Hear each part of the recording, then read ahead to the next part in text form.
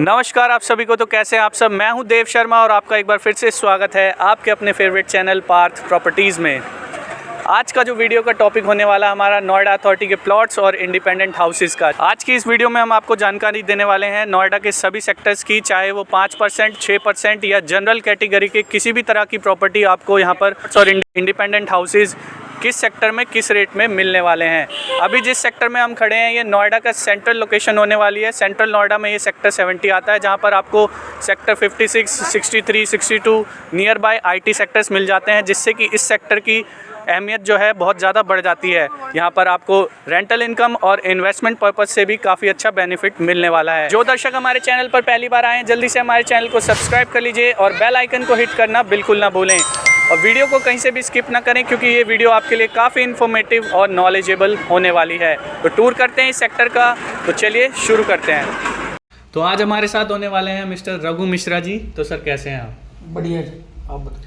तो नोएडा अथॉरिटी के प्लॉट्स जैसे कि आसमान छू रहे हैं, आप देख सकते हैं। तो सर अभी के समय में नोएडा में ऐसा कौन सा सेक्टर है जहाँ पे हम इन्वेस्ट कर सकते हैं और अपना पैसा जो है यहाँ पर डबल कर सकते हैं नोएडा जैसे शहर में? नोएडा के अंदर आप ये तो देख ही रहे हो, प्रेजेंट टाइम में जो है प्रॉपर्टी के रेट आसमान छू रहे हैं, ये सभी को पता है। अगर आप नोएडा की तरफ फोकस कर रहे हो तो हमारे पास अभी जो कुछ ऑप्शन है प्रेजेंट टाइम में, एक्सप्रेसवे की तरफ आप इन्वेस्ट कर सकते हो, जहां अभी भी ग्रोथ होने की संभावना है। और काफ़ी टाइम से आप देख रहे हो सेक्टर 145 है, अपना सेक्टर 144 है, और भी सेक्टर्स हैं वहाँ पे अवेलेबल, जैसे सेक्टर 151 है। तो यहाँ आप अपना पैसा इन्वेस्ट करके कुछ समय में अपने पैसे को आप ग्रोथ कर सकते हो। तो जैसे कि सर नोएडा जो है दिल्ली से बिल्कुल लगता हुआ शहर है, तो इन्वेस्टर जो हैं या एक्चुअल जो बायर भी हैं वो लेने की सोचते हैं कि हमें मेट्रो से कनेक्टिविटी मिल जाए। तो ऐसा कुछ ऑप्शन बताइए कि जैसे सेंट्रल नोएडा में कुछ सेक्टर्स आते हैं जो डेवलप्ड सेक्टर हों, जहाँ पे किसी चीज़ की दिक्कत भी ना हो, परेशानी ना हो, मॉल्स वगैरह, स्कूल्स वगैरह सब चीज़ हमें वॉकिंग डिस्टेंस पर ही मिल जाए, ऐसे सेक्टर्स बताइए। जी, ये आप जो पूछ रहे हो ये रेजिडेंस के पर्पज से आप पूछ रहे हो। जी जी। इसमें आपको जो सेंट्रल नोएडा के अंदर, जैसे मान लो सपोज करो आप सेक्टर 50 हो गया अपना, सेक्टर 70 हो गया, सेक्टर 71 हो गया, सेक्टर 72 हो गया, सेक्टर 51 हो गया, 53 हो गया, मतलब कई सारे सेक्टर्स अवेलेबल हैं रेजिडेंस के पर्पज से। ये सारे सेक्टर सेंट्रल नोएडा में आते हैं? जी, सारे सेक्टर सेंट्रल नोएडा में ही आते हैं। और रही बात जो आप बता रहे हो मेट्रो वगैरह की, तो मेट्रो आपको 145 और 144 में भी अवेलेबल है। सेक्टर 145 आपका मेट्रो स्टेशन है वहीं पे पास में ही, जो कि बिल्कुल नोएडा एक्सप्रेसवे से लगा हुआ है। तो जो सेंट्रल नोएडा के अभी सेक्टर्स जो भाई साहब ने बताए हैं, ये यहाँ पर आपको 51 और 52 एक्वा और ब्लू लाइन जो कि आप दिल्ली से भी कम्यूट कर सकते हैं और ग्रेटर नोएडा भी आप कम्यूट कर सकते हैं, ये सेंट्रल नोएडा के सेक्टर्स जो अभी बताए गए हैं। तो सर थोड़ा सा हमें ये बताइए कि यहाँ की प्राइसिंग इन सेक्टर्स की क्या रहने वाली है, सबसे कम रेट हमें कौन से सेक्टर में मिलने वाला है जहाँ पर हम आके तुरंत बनाकर जो है अपने रिहाइश शुरू कर दी जाए। यहाँ आप रेट के मामले में मान के चलो तो रेट तो आप अप्रोक्स सभी सेक्टरों में लगभग सेम है। अगर आप रेट कंपैरिजन करते हो तो थोड़ा बहुत 50 और 52 की अपेक्षा आपका 70 और 71 में कुछ है जो आपको थोड़ा बहुत चीप रेट में मिल सके। तो अभी जिस सेक्टर में हम बैठे हैं ये नोएडा का सेक्टर 70 होने वाला है, काफ़ी प्राइम लोकेशन होने वाली है। एक्वा और ब्लू लाइन मैंने आपको बता ही दिया, यहाँ पर मेट्रो स्टेशन आपको वॉकिंग डिस्टेंस पर मिलने वाला है। और आईटी सेक्टर्स जो है यहाँ से सेक्टर 62, 63 यहाँ पर आपको 2 से 3 किलोमीटर के रेडियस में मिल जाते हैं, जिससे कि रेंटल इनकम जो है यहाँ पर इन्वेस्टमेंट पर्पज़ से आपको बहुत अच्छी मिलने वाली है। तो बात करें सर सेक्टर के अंदर इंटरनल रोड्स जो होते हैं हमारे सेक्टर के, तो कितने मीटर से स्टार्ट हो जाते हैं और प्लॉट के साइजेस हमारे कितने मीटर से स्टार्ट हैं यहाँ पर? मिनिमम यहाँ जो रोड साइज़ है वो 9 मीटर से स्टार्ट है आपका। 9 मीटर से लेके यहाँ 24 मीटर तक के रोड पाए जाते हैं। 9 मीटर का मतलब सर ये फुट में कितना बैठेगा? ये मान चलो आप लोगों को 30 फीट के आसपास होता है मिनिमम जो स्टार्टिंग रोड आपकी जी। ये 30 फीट के आसपास बैठता तो है। ये डेवलप नोएडा अथॉरिटी करके देती है या RWA करती है? सारे जो आप प्रॉपर पहले जो होता है ये सबसे पहले नोएडा इनमें रोड बनाता है, सीवर वगैरह, स्ट्रीट लाइटें, इसके बाद ही आपको प्लॉट के लिए पोजीशन दिया जाता है। तो सेक्टर्स की अहमियत यही है कि यहाँ पर सारी चीज़ आपको सीवर, लाइट, पानी, रोड्स वगैरह सब चीज़ कंप्लीट मिलेंगी। सेक्टर में लेने का ये फ़ायदा है नोएडा में। बिल्कुल, और आप सिक्योर इन फ्यूचर, क्योंकि आपको पता है नोएडा के प्लॉट हैं तो इनमें किसी भी तरीके का आपका मान लो कोई अब मान के चलो आप मान लो कोई आपका डाउट वाली कोई चीज़ें नहीं है कि इसमें आपको कल को सोचना पड़े कि मान लो कहीं हमारे पैसे में कोई दिक्कत तो नहीं आएगी। तो ऐसा कुछ है नहीं, क्योंकि इसकी प्रॉपर जो गारंटी होती है नोएडा अथॉरिटी के प्लॉट होते हैं सारे के सारे, इसमें नोएडा अथॉरिटी ही इन्वॉल्व होती है। और साइजेस सर कितने से स्टार्ट हो जाते हैं हमारे प्लॉट के? मिनिमम साइज यहाँ जो किसान कोटे के, इसमें क्या होता है 2 तरीके के प्लॉट पाए जाते हैं। एक तो आपका किसान कोटा होता है, एक जनरल प्लॉट होते हैं। तो जनरल में जो साइज़ होते हैं सेक्टर 70 में 112.5 मीटर से स्टार्ट है, 112 मीटर लगभग कितने गज बैठेगा सर ये आपका 112 मीटर मान के चलो लगभग आपका 140 गज के समथिंग बैठता है ये। तो नोएडा में जो है प्रॉपर्टी वो मीटर के हिसाब से आपको परचेज के लिए मिलने वाली है। और यहाँ पर अभी आपको खर्चा भी आगे बताएंगे, वीडियो को कहीं से भी स्किप ना करें, किस तरीके से आप इसे परचेज कर सकते हैं। यहाँ पे टीएम चार्जेस क्या होते हैं अभी आपको आगे वीडियो में हम बताने वाले हैं, तो वीडियो को कहीं से भी स्किप ना करें और वीडियो के अंत तक ज़रूर बने रहें। तो मिश्रा जी, हमारे दर्शकों का एक सवाल ये रहता है कि नोएडा में लीज होल्ड और फ्री होल्ड प्रॉपर्टी होती है, तो इसमें क्या फ़र्क होने वाला है, मतलब इसकी थोड़ी जानकारी हमारे दर्शकों को दीजिए। आप लीज होल्ड और फ्री होल्ड का मतलब समझते ही होंगे। फ्री होल्ड क्या है कि फ्री होल्ड में आपकी कोई भी बाउंडेशन नहीं होती है, आप कितने भी मंजिल कितनी फ्लोर से बना सकते हैं, 5 फ्लोर 6 फ्लोर, कोई गाइडलाइन की उसमें ऐसी कोई ज़रूरत नहीं होती है। आप कितना भी छज्जा बाहर कर सकते हैं। सेक्टर के अंदर क्या होता है कि एक पैरामीटर बनाए गए हैं नोएडा अथॉरिटी के, उसके अकॉर्डिंग ही आप लीज होल्ड प्रॉपर्टी जो होती है उसे आप उसके अकॉर्डिंग ही बना सकते हो। जो कि साल की सर ये लीज रहती है? लीज जो नोएडा अथॉरिटी गाइडलाइन के अकॉर्डिंग जो बताई गई है वो 99 ईयर्स की समथिंग रहती है। तो जैसे सर अगर हमने आज जो है प्रॉपर्टी परचेज करी तो उसके बाद 99 ईयर्स की रहेगी या पहले से ही 99 ईयर्स चलती आ रही है वो? बिल्कुल, जैसे मान लो सपोज करो जो 99 ईयर्स जो नोएडा ने पहले ही मान लो जो मेंशन कर रखे हैं, उसमें क्या होता है कि 99 ईयर जो आपको दिए गए हैं, 99 ईयर के बाद जो भी रेट होगा नोएडा का उस अकॉर्डिंग वो प्रॉपर्टी रहेगी आपकी। ऐसा नहीं कोई और उसे ले ले, प्रॉपर्टी पहले आपकी ही रहेगी। तो ऐसा सर सुनने में आया कुछ इसे फ्री होल्ड पर भी करने का कुछ ऐसा प्रावधान चल रहा है, कुछ फ्री होल्ड भी हो सकते हैं ये? जी बिल्कुल, कमेटी में जो नोएडा की कमेटी है उसका गठन किया गया था अभी कुछ समय 2 महीने पहले की है शायद बात है। तो उसमें ऐसा प्रस्ताव रखा गया है और कमेटी ने जो 300 मीटर से ऊपर के प्लॉट हैं, अप्रोक्स 300 मीटर भी हैं, तो उनके लिए भी प्रावधान ये रखा है। बाकी जो छोटे प्लॉट हैं उनमें भी ऐसा कुछ नहीं है और इसमें भी थोड़ा समय लगेगा। अभी ऐसा कोई आदेश पारित नहीं हुआ है, कमेटी ने आदेश पारित किया है, बाकी नोएडा ने भी लागू नहीं किया इस चीज़ को। तो जैसे सर कोई अगर दर्शक हमारा इसे प्लॉट को परचेज करना चाहता है तो इसका क्या प्रोसीजर रहता है कि यहाँ पे टीएम जो डलता है, जैसे और किसी हम सिटी में जाते हैं तो वहाँ पे टीएम चार्जेस नहीं होते हैं?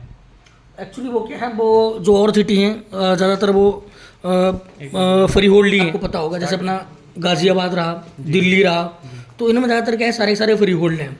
तो वहाँ क्या सीधा हमारा रजिस्ट्री प्रोसेस है।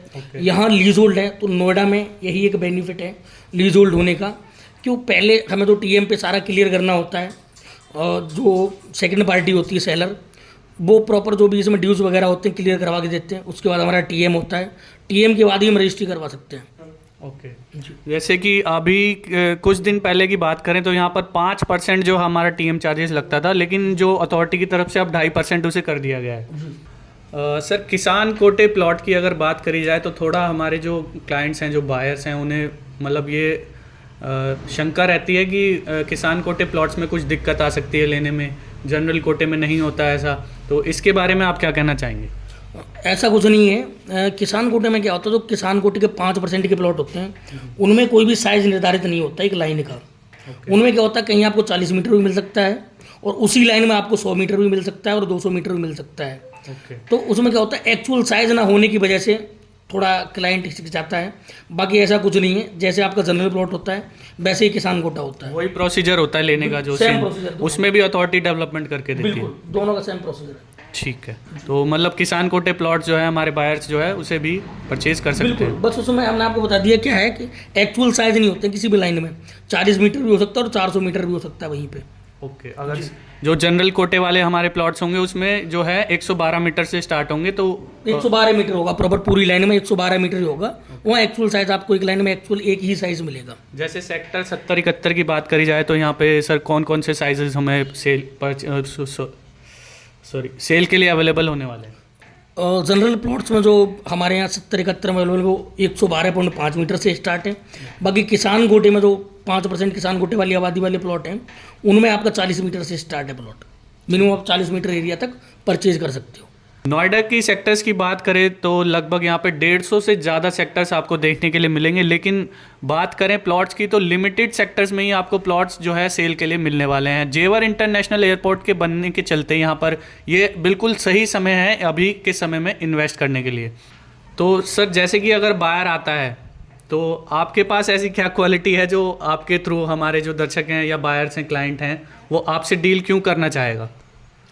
एक्चुअली क्या है कि आपको पता मार्केट में बहुत से जो ब्रोकर बैठे हैं, रियल एस्टेट ब्रोकर, काफ़ी लोग हैं जो प्रॉपर्टी का काम कर रहे हैं। सबसे बड़ी चीज़ क्या होती है प्रॉपर्टी में कि आपके पास जानकारी कितनी है। ठीक है। एक्चुअल क्या है कि आप जानकारी कितनी रख रहे हैं प्रॉपर्टी की और पेपर्स की आपको कितनी नॉलेज है। दूसरा, आप क्लाइंट को कितना सेक्रीफाइस कर पा रहे हैं चीज़ें मान लो दिखाने के लिए। या कल को क्लाइंट मान लो आपकी जो आपके मान लो आप पे डिपेंड होके कोई प्रॉपर्टी परचेज कर रहा है, आपके पास कितनी जानकारी है, आपने पेपर कितने वेरीफाई करवा रखे हैं। तो एक्चुअल क्या है कि हमारे पास प्रॉपर जो है ना अलग अलग टीमें हैं। फाइनेंस टीम अलग है, दूसरा जो आपके पेपर्स वगैरह हैं इसे भी देखने के लिए एक लीगल टीम है हमारी, जो कि प्रॉपर पहले जो भी प्लॉट हम किसी को दिलवाते हैं उससे पहले प्रॉपर हम पेपर पहले वेरीफाई करते हैं, उसके बाद ही हम किसी क्लाइंट को दिखाते हैं, उसके बाद ही उसकी हम कोई मीटिंग करवाते हैं, क्लाइंट मीटिंग। क्योंकि सर कुछ हमारे जो क्लाइंट्स हैं जो मतलब सुनने में आया है ऐसा कि जैसे कि कोई प्लॉट्स खरीदते हैं तो उनके साथ मतलब धोखा हो जाता है, उनकी पेमेंट फंस जाती है, या आप मतलब उसे कैसे हैंडल करते हैं? पार्टी मीटिंग कराते हैं या प्लॉट आप खुद खरीद के सेल आउट करते हैं? मतलब ये थोड़ा सा बताइए दर्शकों को। ना, हमारे यहाँ जो है ज़्यादातर हम डायरेक्ट पार्टी मीटिंग ही करवाते हैं और दूसरा हम प्रॉपर श्योरिटी लेते हैं। ऐसा कोई इशू नहीं है कि आपका एक भी रुपये कहीं फंसे या कोई आपके साथ धोखाधड़ी हो, क्योंकि आप भी समझ रहे हो नोएडा अथॉरिटी के प्लॉट हैं, इसमें कोई भी ऐसी कोई कंडीशन नहीं इसमें आपके साथ धोखाधड़ी हो कहीं। हाँ, क्योंकि सर 1 से 2 करोड़ जो भी लगाएगा तो वो देखभाल के ही लगाएगा, अपनी इन्वेस्टमेंट जो भी करेगा। बिल्कुल, आप प्रॉपर पहले संतुष्ट हों उसके बाद ही आप मीटिंग करें। ऐसा कुछ इशू नहीं है कि ज़बरदस्ती कोई आपसे कि आप ना परचेज़ करो ही करो। आप प्रॉपर पहले संतुष्ट हों उसके बाद आप मीटिंग करें। और रहा हमारी तरफ से आपका सवाल, प्रॉपर हम बैठे हैं उसके लिए, क्योंकि हमारा जो काम है प्रॉपर इसीलिए है कोई मतलब व्यक्ति कोई बायर है वो कहीं ना फंसे। तो लगभग सारी चीज़ जो है हमने आपको वीडियो में बताई दी है। अगर किसी भी जानकारी के लिए आप कोई भी क्वेरी करना चाहते हैं तो स्क्रीन के दिए गए नंबर पर आप हमें कांटेक्ट कर सकते हैं किसी भी जानकारी के लिए। अगर परचेज़ करना चाहते हैं तो आप सीधा यहाँ पर ऑफिस का एड्रेस मैं अभी बता देता हूँ आपको, किस लोकेशन पर आके यहाँ पर प्लॉट परचेज़ कर सकते हैं, देख सकते हैं। यहाँ पर पूरी टीम जो है आपको सहायता करेगी। तो सर लोकेशन क्या रहने वाली है हमारे ऑफिस की? हमारे ऑफिस की लोकेशन है और नियर बाई आपको जो सफ़ायर इंटरनेशनल स्कूल है, आप अपने गूगल मैप पे सर्च बार में सफ़ायर इंटरनेशनल सर्च करेंगे और आप उसकी लोकेशन लेके आप सफ़ायर पे आके हमें मिल सकते हैं। यहीं पास में ही हमारा ऑफिस है, बराबर हम सेक्टर 70 जी सफ़ायर इंटरनेशनल स्कूल सेक्टर 70। अगर मेट्रो से आते हैं सर दिल्ली से तो हमारा नियर बाई मेट्रो स्टेशन है सेक्टर 61 नोएडा। सेक्टर 61 नोएडा पे आगे। तो सर थोड़ा सा हमारे दर्शकों को ये जानकारी और दीजिए कि इस पर लोन फैसिलिटीज़ हमें किस किस बैंक से मिल जाती हैं और कितने % जो है हमारा इस प्रॉपर्टी पर नोएडा अथॉरिटी की प्रॉपर्टी पर लोन अवेलेबल हो जाता है? आप रही लोन के बाद किसी भी सरकारी बैंक से आप नोएडा अथॉरिटी से अप्रूव प्रॉपर्टी पे लोन ले सकते हैं और वो आपके प्रोफाइल पे डिपेंड करता है कि आप कितने लोन के लिए एलिजिबल हैं। वैसे जो बनी हुई प्रॉपर्टी है नोएडा के अंदर उसमें आप 80% तक लोन ले सकते हैं मार्केट वैल्यू का। सेकंड, अगर कोई बैकेंड प्लॉट है उस पर आप 70 से 75% मार्केट रेट का आप लोन ले सकते हैं। ठीक है। तो बात करें रजिस्ट्री और टीएम की तो लगभग जो है प्रॉपर्टी की वैल्यू का 8 से 9% जो है खर्चा आ जाता है लगभग। जी, जो भी आपका टोटल कॉस्ट, जी टोटल कॉस्ट का जो भी होगा वो आपका 9-9.25% रुपये 9.25% तक खर्चा आ सकता है। नोएडा में अगर आप प्रॉपर्टी खरीदते हैं तो 8 से 9% के करीब आपका टोटल कॉस्ट का खर्चा जो है यहाँ पर परचेज़ के समय आने वाला है। तो कैसा लगा आपको ये वीडियो कमेंट सेक्शंस में ज़रूर बताएं। अगर वीडियो पसंद आया हो तो वीडियो को लाइक और शेयर करें बिना बिल्कुल ना जाएं। मैं हूं देव शर्मा रघुनंदन मिश्रा जी के साथ सेक्टर 70 नोएडा।